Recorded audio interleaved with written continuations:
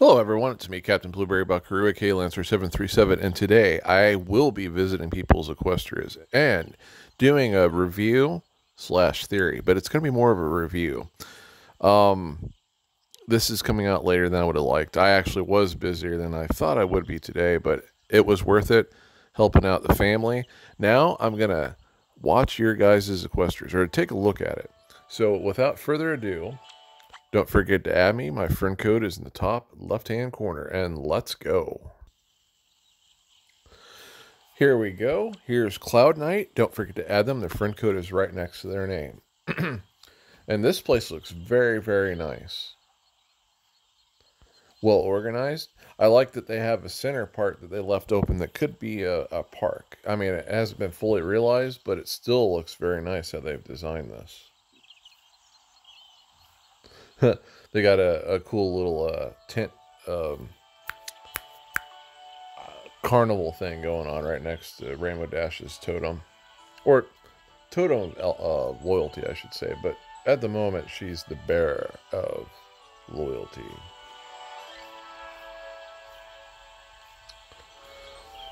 That's pretty cool, too. I think they've been watching these videos. They know I really like legs. This actually could be my favorite part. If not, it's tied for first place. I'm crazy. We're all gonna just have to accept that. I like it.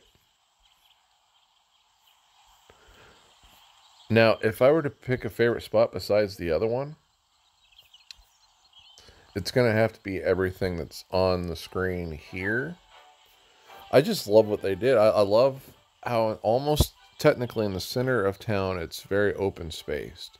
And you have all this area where you could have a very glorious park with very unique things in it. And I just love all the trees and stuff that Cloud Knight has set up here. Well, Cloud Knight did an excellent job. Merry Christmas to you and have a Happy New Year. Next, we have Batgirl 1625. And it's not bad.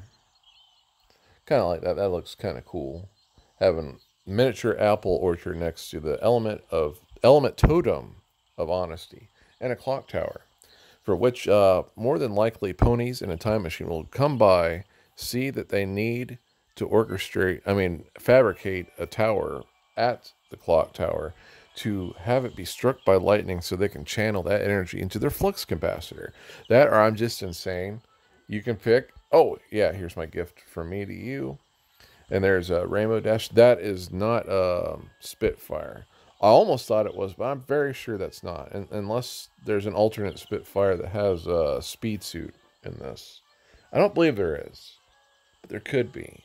Oh, there's Luna and Celestia. They're going to be passing each other. The way they're acting towards each other, I think they have a grudge going on here in Batgirl's universe. There's Starlight Glimmer causing trouble. And Lucky Clover is lucky not to be thrown into the moon because he keeps ramming Princess Luna in the butt. And he is freaking crazy. Or crazy lucky like me. Don't know. Come on, stop ramming the princess. You're a jerk. You fiend. Okay. That looks kind of cool too. I might actually pick this as my favorite spot with a few modifications. Yeah, that could do it. Wow, he's rammed her all the way through this darkened terrain area, all the way to the element of magic. She might be getting it right now. In this universe, she might be the only bearer that needs to use all the elements. Kind of like how Celestia did in an emergency. And she's going to get it and just vaporize them with a very powerful, magical, combined composite laser beam. And he will no longer be lucky. All 9 lives of his will be destroyed because he is a cat pony. Fun fact, he is, but not really. Okay. Oh, that's evil Twilight. Or is it? I don't know. Maybe it's the lighting here. Thought that was evil Twilight. Well, there's the pond right there. That very well could be evil Twilight. Outside, yeah, I think that is. Aren't you guys glad I got a different ad for one of my games and not the stupid Mafia game? I hate that game. Anyway, besides that, if I were to pick a favorite spot, I mean, you know, besides the one that I picked over here, because it possibly could be tied. That, yeah, that is evil Twilight. She's at the College of Friendship, teaching everyone to be evil and hateful. It's not good. Anyway, if I were to pick a favorite spot, it could also be up here. It looks interesting having all these different sorts of trees mixed together, especially the most epic one of all time.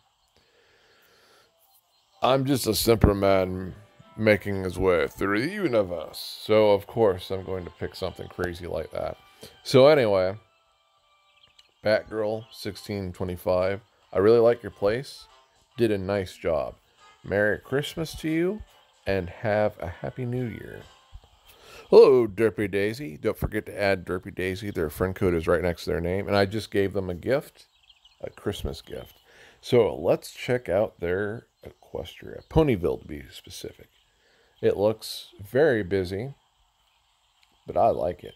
Oh, they haven't activated the element of magic yet, the totem. So it means they probably have not, well, it's not probably. It means they haven't beat Nightmare Moon yet. Thus, they have not saved Princess Luna.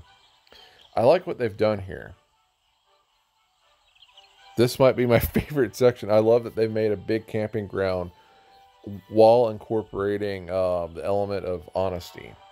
Well, they also haven't activated loyalty yet. I hope they're still playing the game. It would suck if they quit. I think they're doing a pretty good job so far. The Night Guard has met with Starlight Glimmer and has committed treason. In this universe, Starlight Glimmer is still plotting to destroy the two princesses, and they may be doomed if they don't act soon. Of course, they'll have to know that she is going to betray them, but then again, maybe they do. Maybe it's a double deuce. Anyway, what is my favorite spot? It's going to be difficult to pick one because this is a very nice place. It might very well be that park down there. Might very well. I like it. I like it a lot. Again, the trees add so much character to it, it's not even funny. Actually, you know what? I think that is my favorite spot. I like it. Again, I'm a simple man making my way through the universe. So some things might seem like it shouldn't be my favorite, but it is my favorite. I like it. I like what they did there. So anyway, I think because the video I'm going to be reviewing is a bit longer than usual. I don't want to accidentally record something that's going to take up too much room and I can't finish the video. So we're going to jump to that. 3 people is not bad, and I also want to get this out as soon as possible. And I'm sorry for it coming out late. So we're going to jump to the pony theories part / review of another theory, a pony theory. Okay, so this video is from Sawtooth Waves. I mostly know him as Brony Notion. I don't know when he changed the name of the channel, but that's just what I know him as. So this video, which was sent to me by a viewer of mine, has wanted me to check this out, and it's called "Who Controls the Sun and Moon Now?" And here we go. Who controls the sun and moon? In Equestria's future, we see that ponies hadn't been able to use magic for quite some time. Yet, day and night still come and go. Without magic, how is this possible? I'll show you how this is possible. This is G1.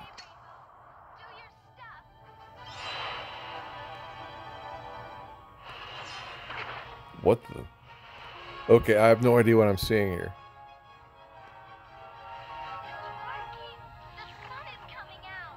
But as we can see, the sun is natural, and it has its own natural rotation. And if you want the sun to come out during, like, weather conditions, you have to use something that would affect the weather, or have crazy lightning bolt beams that come out of your eyes like that cat person did. Holy crap. Okay. This is G2. As we see here, the sun comes up on its own because it has its own natural rotation. Same principles as our own universe. Oh, and apparently ponies now have buses. I mean, they probably did in G4. It's just, you know, we hardly see the technology often, so it's a mismatch of multiple different things. I guess they're going to school, chicken, slide, and an intense radioactive sign that lets you know the ice cream is ready as it melts your eyeballs out. But don't worry, they got some extra minty chocolate chip ice cream there to fix that problem up. This is G3. And as we see, just as before, the sun is moving on its own. I know what you're thinking, but you're just looking at pictures of the sun. Maybe there's someone moving. I'll save you the trouble. I looked on all the information for G1, G2, and G3. It moves on its own. No one has any magic to move the sun and the moon. You can fix the weather like before in G1, or shoot lightning out of your eyes if you're a cat person. But yeah, the sun and moon move on their own. And, oh yeah, avoid G3 at all costs. Oh, there is one other one, though. All aboard for the very first ride! Yeah, the very first ride. This is, 3.5. I had to torture you all because I had to watch all the older generations, which are not really something I really wanted to do, but we had to do it anyway. Yeah, it's the same story for 3.5. 6, 7 of us, and there are only 1, 2, 3, 4, 5 seats on your Ferris wheel. Oh, there's no problem. I'm not gonna ride the first ride. That's not suspicious. Oh, there's no problem. I built this ride, and I'm not going to ride. I'm going to watch you all ride it, and you're all going to die. And then I'll claim that it was attacked by a flying saucer, make lots of money off of it, and become a hero because I'll also be the one that destroyed said flying saucer. Farewell, my little pony friends. I've gone to the magic of money and fame and fortune. So I think you're getting my point. And it's the same for Equestria girls, too. The sun and moon move on their own. G4 and all the alternate universes for G4 are the only ones where Princess Luna and Celestia move the sun and moon. I'm making that point because I'm still absolutely not sold whatsoever that G5 is literally in the same primary universe as G5. Wait, what am I saying? Let me rephrase that. I'm not 100% sold that G5 is in the same universe as primary G4. Okay, let's get back to the actual video. Far back as history records, ponies have been raising the sun and moon with their horns. First by a group of 6 unicorn sorcerers, including Starswirl the Bearded, and then by Celestia and Luna. That is not 100% accurate. The ponies tried moving the sun and moon. You know, I would like to actually look through my books. I probably should have done that before doing this. It's not something they always did. Unicorns attempted to do it, and every time they would do it, sure, they could move the sun and moon, but it absolutely would drain them of all their magic and hyper-age them. It actually was Celestia and Luna that fixed that for Starswirl the Bearded because he was one of the first ones to do that with a group of unicorns. This was not something they continuously did over and over again. Unless there's a new bit of lore that I'm missing, and in which case they were being sacrificed, I guess, to move the sun and moon. Because you'd end up with all these unicorns without their magic of being hyper-aged. Let me know if something like that happened recently. I have not seen that. When the royal sisters retired, they passed on the responsibility to Twilight, but this was different. Twilight was only ever able to move the sun and moon when she... I never saw that either. I never saw them hand over the responsibility of moving the sun and moon to Twilight also. I'm talking about in season 9 and from there on. I know they make her the queen or princess, whatever you want to call her, of Equestria, but I didn't see anything anywhere that said that they were going to stop moving the sun and moon, technically condemning themselves to death so that Twilight could move the sun and moon. If you also saw that, please let me know. I'm pretty sure that did not happen either. From my understanding, they still move the sun and moon. Had the royal sisters' magic, so the sisters put a small part of their power into this amulet. For the first time in history, the sun and moon were being moved with artifact magic, not innate horn.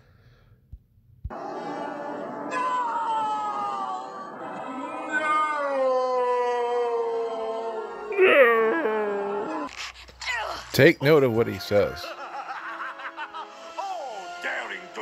I will so miss your amusing laughter jokes. Now, I must leave to commence the ring-placing ceremony to unleash 800 years of unrelenting sweltering heat! This is a magical artifact from ancient times that sounds as though not only will it grapple the sun, it will make it become closer and only have the sun sit in place. Place the ring quickly! The reasons why could be debatable, and it's very possible that it's because these ancient magical artifacts were used to manipulate the sun and moon in unnatural ways, that it now is required in primary G4, that and lots of alternate universes within G4, that now you need magic users to keep moving the sun and moon. This may have been done on purpose, and in some universes for sure, this may have been done in malicious means for wrecking the planet. I absolutely do not think that the Shadows and Nightmare Ponies had anything to do with this, but there clearly is other dangers within the multiverse on every realm that seek to destroy the Earth, and it's possible that that's one of the means they meant to do it: lure in the sun and have the sun bake the planet into oblivion, or very close to it. So let's continue on with what he has to say. It's part of why Day and Night survived. As we saw with Cozy Glow's scheme, artifacts are resilient and need the least magic to survive. If the tribe's crystals are still working, then the Day-Night amulet should still be working as well. Now, the amulet If it's the same universe, again, I'm not sold. is activated by innate magic, which would make it pretty useless in the form we know, but it might not have kept that form. If the amulet was turned into a dial that you could manipulate with regular non-magic physics, it could still be what's powering Day and Night to this day. That little seed of If it's the same universe. Celestia and Luna's magic still making the world go round. But that brings up a new question. Where's the Day-Night amulet now, and who's controlling it? The answer depends on what Twilight... I know who's controlling it, and you absolutely do not want to know who it is.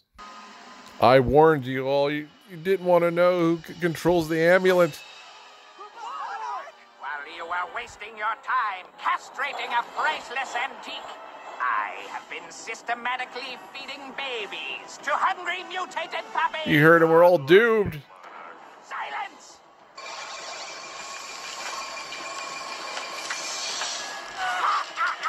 Twilight Sparkle decided to do with the amulet.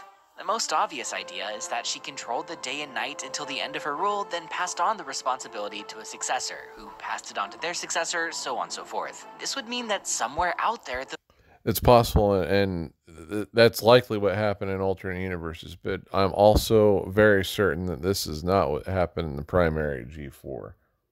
most recent successor is still controlling the amulet to this day. Since there's no single top authority in Equestria anymore, the responsibility may have diverged from official government duty. Maybe it branched off into its own society of timekeepers. But as fun as that sounds, I think Twilight had something entirely different in mind. Something revolutionary. Let's back up a bit. So, Twilight inheriting the day and night cycle in the first place is kind of ridiculous, right? The Royal Sisters raised the sun and moon because they were best suited for the job, but now any unicorn with the amulet can do it. So why is this Twilight's responsibility again? I think this line highlights the absurdity of it all best. Celestia told Twilight she could activate the amulet at any time, facetiously adding, preferably dawn and dusk.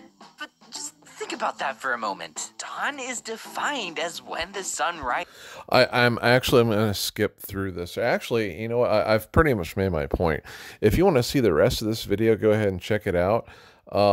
What he says is an interesting take on how the sun and moon would move if this was G4 and Luna and Celestia were not still operating the sun and moon. And he shows a scene where it looks like exactly like what I was saying before. I don't think Luna and Celestia stopped moving the sun and moon. I just think they gave up their duties as the rulers of Equestria. Again, check out the rest of this video if you want to see the rest of it. I'm not sold on it. And it's just, I'm very certain G5 is its own thing. They may have encountered G4 ponies, or it may be a variant of an alternate G4 universe. But I just don't think that they have that problem. I think the sun and moon move naturally. Now, granted, of course, there could be a third thing. Maybe that aspect was fixed on its own. I don't know. Alternatively, I don't know if a lot of you know this, Deke lost the ability to make MLP stories. It's a completely different group, and this group may not have noticed that fact that Luna and Celestia or other ponies need to move the sun and moon in G4. So when they made G5, which I would assume is a different universe, but maybe they're going with it being G4, didn't realize that aspect. So, production mistake. I'm sorry to ruin everyone's time and stuff with this. I'm very certain G5 is its own thing with aspects of crossover from G4 or a G4 alternate universe. Anyway, I hope you enjoyed this. Peace out, everyone. Take it easy.